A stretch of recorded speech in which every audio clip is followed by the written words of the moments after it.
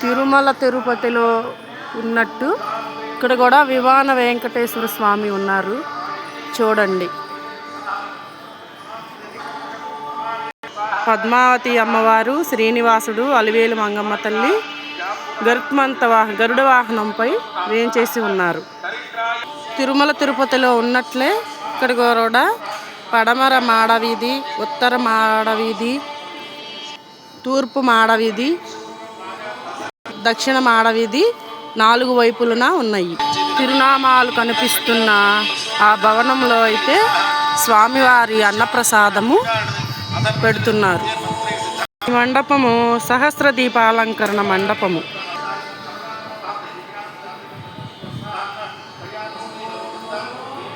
ఇదిగో ఇక్కడే పెద్ద హనుమంతుల వారు మనకు దర్శనమిస్తున్నారు. అతి పెద్ద హనుమంతుల వారు అన్నమాట విగ్రహము. ఎదురుగానే ఈ ఫోటోషూట్ జరుగుతూ ఉంది.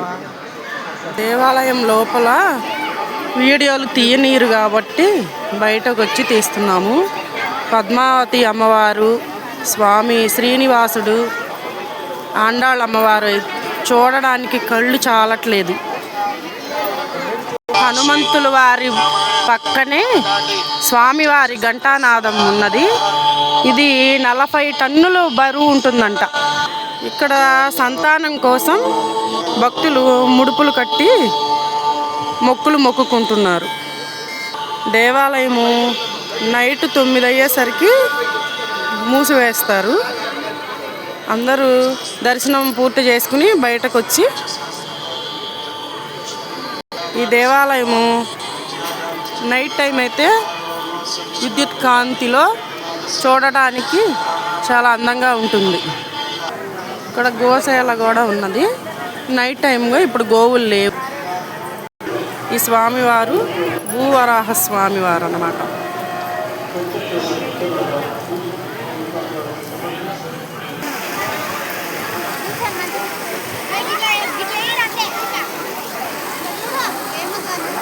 చిన్నపిల్లలకైతే ఇక్కడ ఆడుకోవడానికి చాలా సరదాగా ఉంటుంది. ఇక్కడైతే జలనారాయణ స్వామివారు, ఇక్కడ జలనారాయణ స్వామివారు వచ్చిన భక్తులంతా చూసి మామూలుగా తరించట్లేదు అసలు. దర్శనానికి వెళ్ళే ముందు ఒకసారి అయితే మామూలుగా వచ్చి మేము చూసి దర్శించుకున్నాము.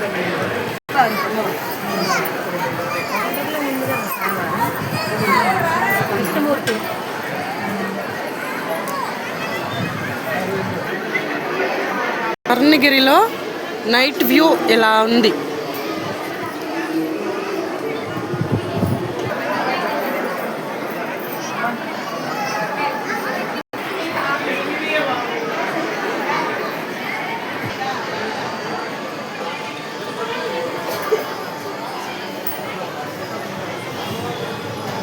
స్వర్ణగిరి చూడడానికి 2 కళ్ళు చాలట్లేదు అసలు. ఈ వేసవిలో భక్తులకు ఎండ తగలకుండా పందిర్లు బాగా వేశారు.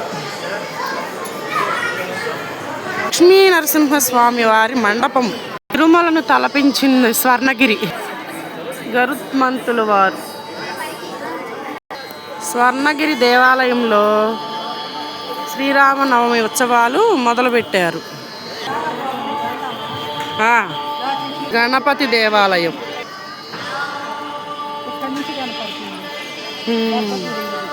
దేవాలయం నిర్మించడానికి 9 సంవత్సరాలు పట్టింది. ఈ దేవాలయం ఓపెనింగ్ చేసి 2024లో ఓపెన్ చేశారు. స్వామివారి అన్నప్రసాదముకు దారి. స్వర్ణగిరిలో పవిత్రోత్సవాలు మొదలుపెట్టారు. రథము శ్రీవారి రథం అన్నమాట. స్వామివారి అన్నప్రసాద భవనము.